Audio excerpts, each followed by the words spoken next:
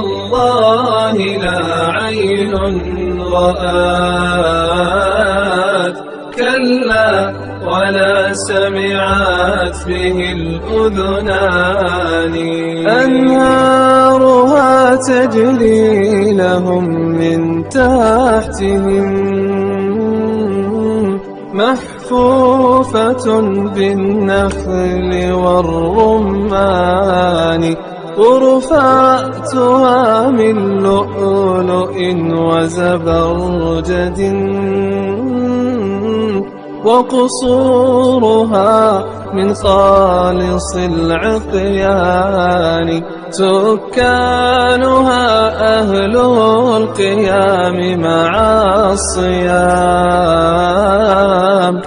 وطيب الكلمات والإيمان أكرم بجنات النعيم وأهلها إخوان صدق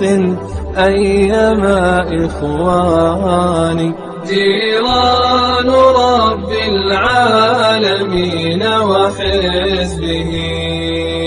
أكرم بهم في صفوة الجيران وإذا بنور ساطع قد أشرقت منه الجنان قصيها والداني وإذا بربهم تعالى فوقهم قد جاء للتسليم بالإحسان قال السلام عليكم فيرونه جهرا